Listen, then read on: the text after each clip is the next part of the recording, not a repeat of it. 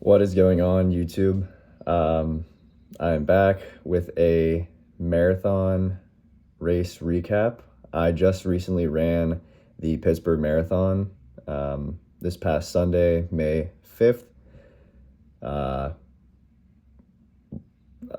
what an incredible experience. First off, um, the fans, the atmosphere, the setup.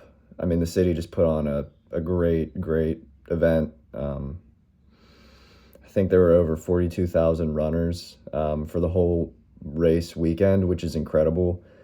I've never, experienced something like that in real life. I've watched countless videos, but yeah, all I can say is thank you to Pittsburgh. Great event, great experience. And yeah, let's just dive into it. So, from my previous video, you probably know that I kind of started my running journey a little bit this past fall of 2023, really getting into it more in November of 2023. Then in December, I got hurt. My knee was bothering me, so I took about a month off from running and lost a fair amount of progress, probably a good bit of it. But I knew my goal was always to run the Pittsburgh Marathon this year in 2024. So I took mainly all of January off as well, and I was like, screw it, we got to start because, it's 15 weeks away. So found a training program online and just started going. In the beginning of my training, I really tried to focus on zone 2 running, but I realized, starting this big training block, I have 15 weeks to get ready. And if I just focus on zone 2 for, a good majority of it, like I may not be able to, reach my goals because I'm running these 11 and a half, 12-minute miles for zone 2, which, is good in the off season to like build that aerobic base up, but wasn't necessarily something that I felt would get me to reach my goals in a 15-week time constraint. So I kind of said to hell with it and just kind of started running based off of feel. Obviously, on my easy runs, I was taking it easy. I wasn't straining myself incredibly, but yeah. So I guess before I even talk too much more, my goal was to run sub 4 hours. That was the goal for this marathon, my first one. I thought that was an attainable goal. Your average mile time's a 9:09. Obviously, like my zone 2 was like 11 and a half, 12 minutes to start. But when I was actually getting into it and running, and you'll see as I talk more about it, but that goal started becoming more and more reasonable as I progressed through my training because my mile times were getting better and better and feeling easier and easier. So, I probably started off like an easy-ish mile to me was probably like 10 and a half minutes. And through the weeks of training and stuff, that would go down a fair amount. So let's talk about how my setup was for training. I trained by myself 95% of this training block.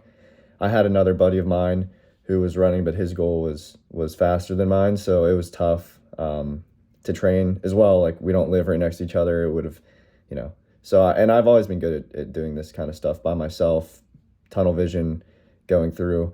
So I would do typically, I trained 6 days a week. I would do 3 easy runs, a speed workout, a shakeout run, and then a long run. I think that's 6. And that was my week repeated. I know in some training blocks, they have like a down week where you decrease mileage to like build back, to get your muscles recovered. But I didn't really do that because my muscles never really felt too bad. Luckily, I got through this training block with minimal injuries, a hamstring knock here and there, an little Achilles flare up. but overall, it went really well. So I would say, you know, I didn't really take things as serious as I should have in the beginning. I was still going out Friday and Saturday, drinking like a good bit. Friday nights going when I would go out and I'd drink, and then I'd have to wake up at like 7 or 8 and do my long run, dehydrated, hungover. Like, even if you're running whatever 10 plus miles, like, you're not getting a good workout in, you're not doing anything for yourself because you're running, hungover and feeling like shit. So it really didn't hit me until I signed up. So I should have prefaced this. I didn't even sign up until, I think, end of February.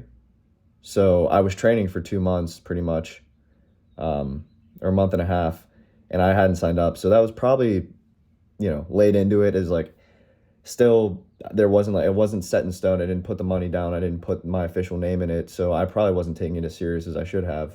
But kind of thing changed in my head where I knew in March, as I was getting better at running and noticing, I knew when I signed up, like, you have to lock it in. You have to go for this goal. And I took a trip out to Boston, and that really changed my perspective on running, the community that it builds. I'm not going to go into a long story there, but went on a long run and had the best run I had up to date in my entire life. There was a 15-mile long run with a whole community of people, with a running company out in Boston, and it really changed my perspective on my training. And I knew, like, once I got back from that trip, like, I can do this, I can hit this goal. It just lit a spark in me, and it made me, like, refocus on everything that I wanted to accomplish. Because running to me is not just about, a time or splits or heart rate or any of that. Like, running is so much more. It's a lifestyle. It changes the way that you act, you live your life. I don't know. I don't have to go too deep into that, but long story short, I locked it in after March, and I saw my times getting better, my speed workouts getting better. Everything was just kind of coming to one focal point. And yeah, these past 4 weeks, like, diet was locked in. I didn't drink at all. Stretch, roll out every single day. Just super focused on my goal. And I started talking to some people, and they were seeing my times, and they were like, you're going to crush 4 hours. But I was trying to not think about, what they were saying, because at the end of the day, this is my first race. This is my first experience, and I don't want to change what I've been training for this whole time. Like, I'm going to go out there and do the best I can. Obviously my goal is sub 4 hours. If I do any better, that's amazing. But yeah, so I guess I'll just flash forward to this past week and then post run thoughts. I know this is a very scrambled video right now. I'm just spewing my words. I don't really care about format or how this all goes editing. Like, I'm literally just gonna upload this raw footage and screw it. So anyways, so I did a taper. I did a 14-day taper. It's probably not the best idea. I think I'm gonna do like a 7 to 10-day taper next time. I don't know, it just felt weird. Even on race day, I was like getting a little sore during the first like couple miles, which is weird. That never happened to me before. So I think I maybe overdid the taper a little bit. With that being said, the week of the race, so this past week, I was feeling this like weird like little pain on the side of my ankle. Yeah, from what? Like, I didn't roll my ankle or anything. So I think I was in my head about all that. So come race day, taped up my ankle, put on all my racing stuff, went out. The atmosphere, insane. Like, getting those nerves that you get before a game, like I played soccer my whole life, those pre-match nerves, the adrenaline, like it was honestly like I'm getting goosebumps thinking about it. It was insane to get those feelings again. And that was one of the things that I loved about it. I ran into some old friends I hadn't seen, current friends like that were also running it, and it was really special. So gun goes off. My watch said that I was running like a 9:15 for my first mile, which is good. Like that's what I wanted. But then my buddy said that we ran it in 8 minute, and I'm looking at the timer and it said like 8 minutes ish for the first mile, which that's not good because I'm supposed to be averaging like a 9 minute mile going in. So I don't know. Flash forward to like we get into Southside. At that point, like I'm on track, on pace. It's like about 9 minute per mile, which is good. The plan was to conserve energy until we get up the hill into Oakland and then kind of kick it from there and see where we can go. Ran into some people in Southside, all my friends, my family. That was just an energy boost. Ended up running with some guy next to me who had the same goal as me, but we got up the hill into Oakland, which wasn't as bad as I anticipated. And he was kind of lingering behind that. And I was like, well, this is my race. This is for me, not for anyone else. So I'm not going to wait around. And I just kind of went. And the next 4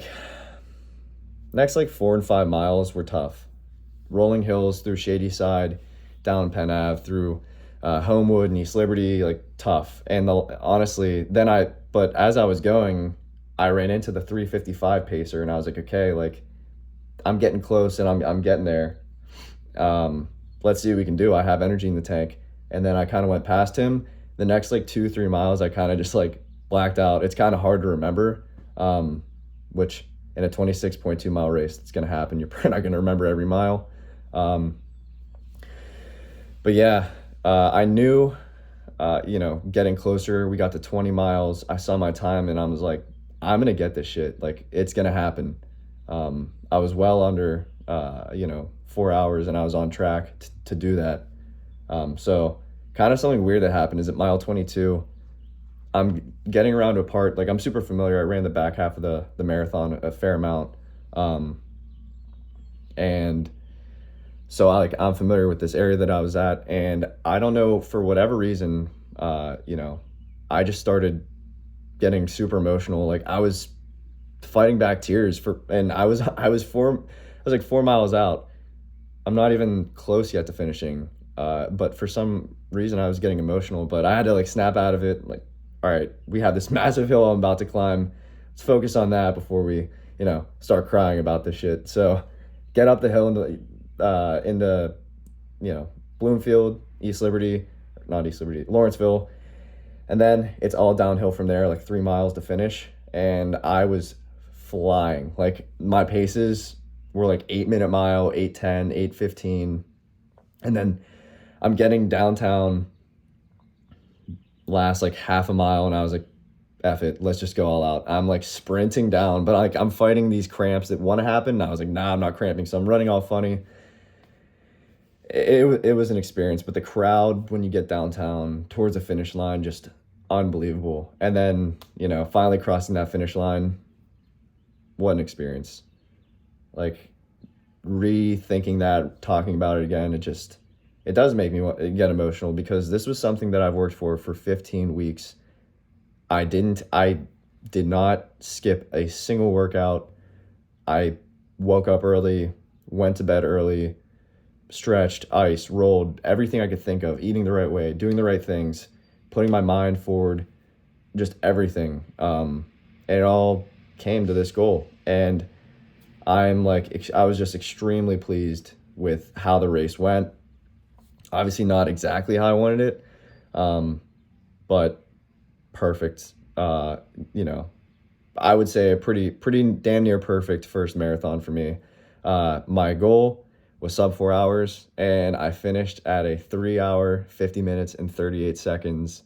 So 10 minutes better than my goal, which it's unbelievable. Yeah. I will certainly be doing more marathons. I love the training. I love everything about it. The culture, the running community is just everything about it is tailored to my lifestyle and how I want to be. I love inspiring people and doing things that are difficult. Hopefully that can inspire someone else to do things that are difficult, something that is out of their comfort zone. This was certainly out of my comfort zone.